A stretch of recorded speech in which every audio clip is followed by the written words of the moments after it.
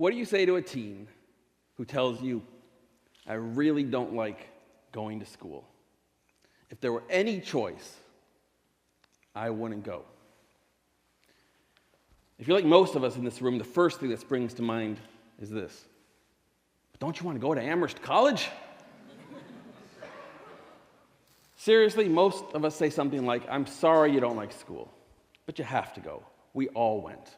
Let's see if we can find a way to make the best of it. You may feel a smidge of guilt or dissatisfaction telling a teen to wait until graduation to have some self-control over their primary daily activity.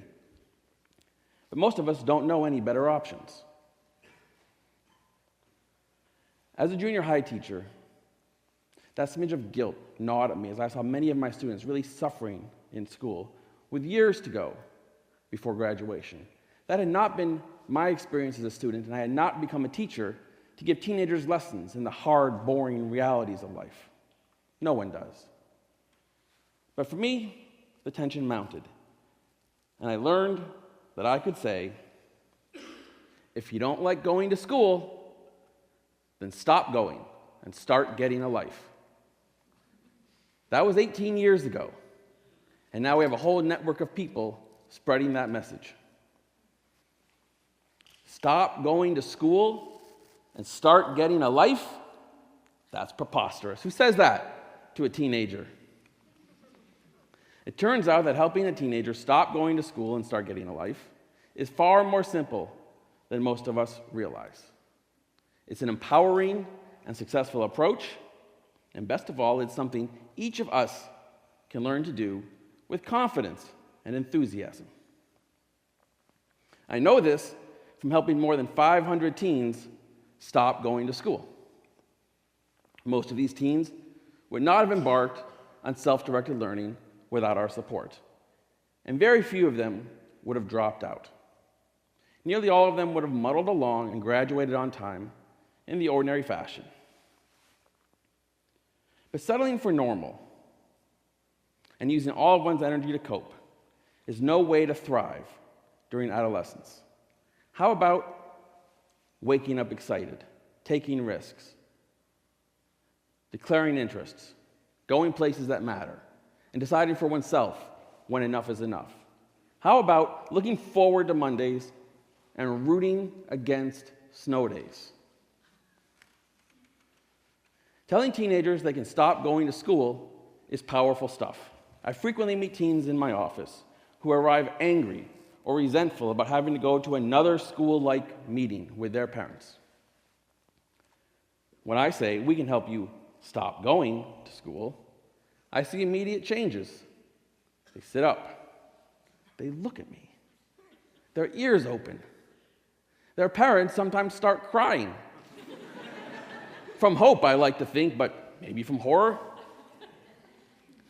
Sometimes these parents report, after the meeting, we sat in the car, and everything was different. We felt this tremendous sense of relief. And for the first time in a long time, we even felt a bit of hope. And that's just from our first conversation, when all we've said so far is, there is another way, and we will help you use it. That I would be the guy coaching kids to stop going to school is unpredictable for sure. If anybody had offered me this opportunity as a teen, not only would I have declined, I would have got away from them fast. But back in 1995, teaching 8th grade U.S. history wasn't working out as I had hoped. Most of the teenagers weren't on honor roll, internalizing negative messages about their abilities and their futures.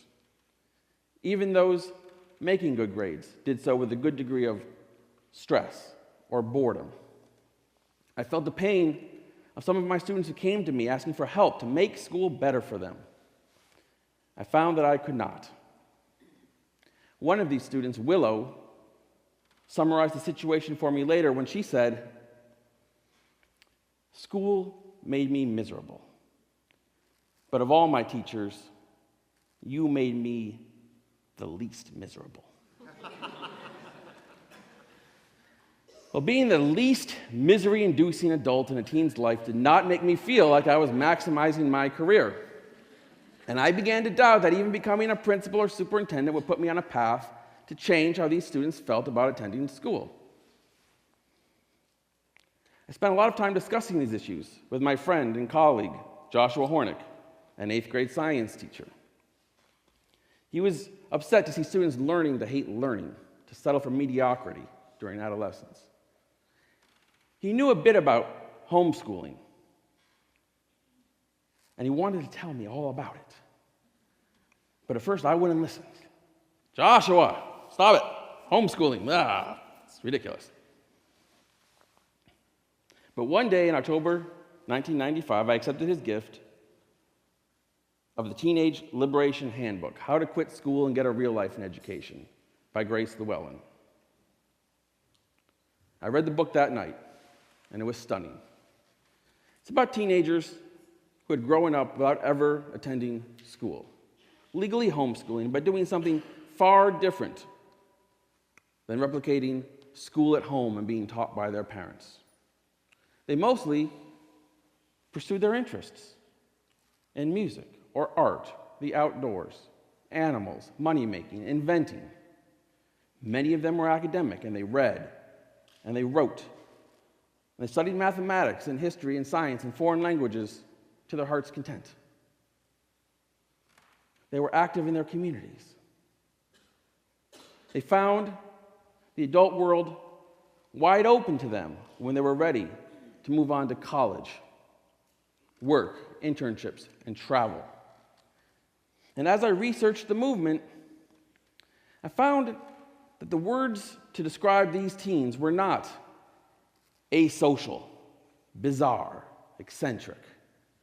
The words to describe these teenagers were mature, self-aware, interesting. These kids were doers. Really. Who hadn't told me that growing up and trusting yourself and just following your interests is a functional way to grow up in this culture without me and teachers like me? Well, I got over that disbelief immediately, and Joshua and I began discussing what it would take to help our school-bound students consider this alternative. There were problems, to be sure, starting with the word for the process, homeschooling. It was too daunting, too scary, too misunderstood for most people to take seriously. But we figured that we could make the lifestyle appealing and that we would improve our own lives by trying. So we resigned our jobs, and we invited the students in our school and those nearby to resign with us. We figured if we build it, they will come. And they did. Talented kids, bored kids, depressed kids, inspired kids. Several of our own students, two of whom I want to tell you about. Not because they are so outstanding, which of course they are, but because they are the real-life people for whom we started North Star. First, my aforementioned Willow. She was a serious student. She always knew she wanted to grow up and become a children's librarian. We liked each other. But school was hard for Willow. My assignments always took her longer than I intended. She struggled to get the grades that she wanted. And despite being one of the kindest people I'll ever know, she did not connect with the social mainstream of junior high. And she spent most of her days feeling rather alienated in school. Jacob was a brilliant, funny boy who always had a trick up his sleeve. Literally, he'd go on to become a magician. But he was bored in school, and his constant hand motions and card tricks under the desk did not amuse his teachers.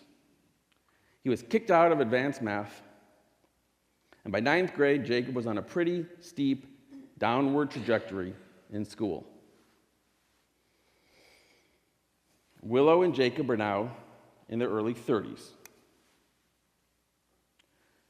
Willow spent 4 years in our program, reading, making art, developing friendships, volunteering at a crafty, library-like place called the Arts Explorium. She moved on to Holyoke Community College and the University of Massachusetts Amherst, where she majored in library science. Willow is now a children's librarian. In preparing this talk, I spoke with her, and she said, "Tell them, I'm really content. I really like my life now. But school was really bad for me. Sometimes I wonder whether I would have survived 4 years of high school. I think maybe you saved my life. Thank you." Jacob spent some time in our program perfecting his juggling, unicycling, and math skills. He moved to Boston, where he took some classes at the Harvard University Community Extension Program. He got a job at a science discovery center, where he performed physics tricks on unsuspecting museum goers. He became a performer at Faneuil Hall and Harvard Square. He moved back out to attend the University of Massachusetts, and while there he won the Funniest Man on Campus contest, and he got to open for Sinbad and David Chappelle. He transferred to MIT, where he graduated. He moved on to a master's program in cognitive science housed at the University of Chicago, and recently, Jacob earned a PhD in artificial intelligence at the University of California, Berkeley. Jacob, our 9th grade advanced math reject, is now a professor of computer studies at the University of Michigan. The outcomes that Willow is a librarian and Jacob a professor may not be because they stopped attending school with us, but the fact that they became immediately happier, that their life outlook and sense of self as teens changed for the better dramatically, is because they stopped going to school. Their ability to relate to adults as mentors,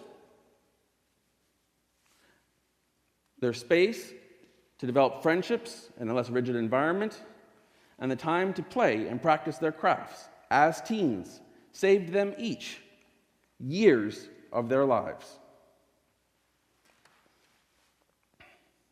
And what about us? What have we learned these 18 years later?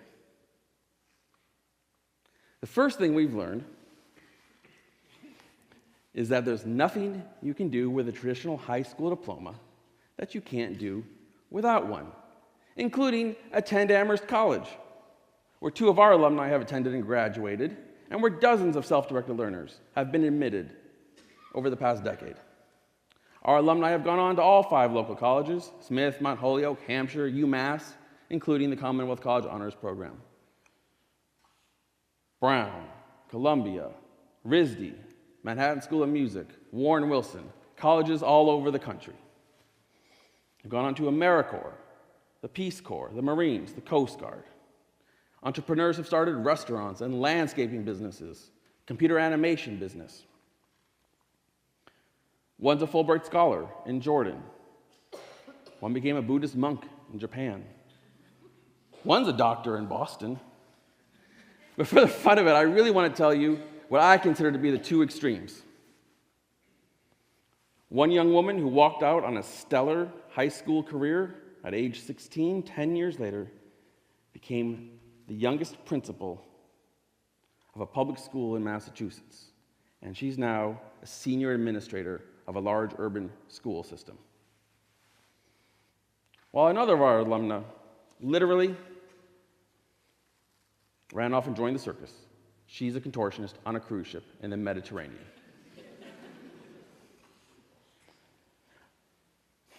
All of our stories do not have such tidy outcomes.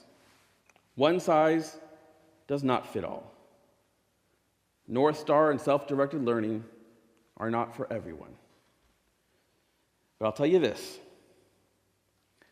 we've harmed no one. We've made nobody's life worse.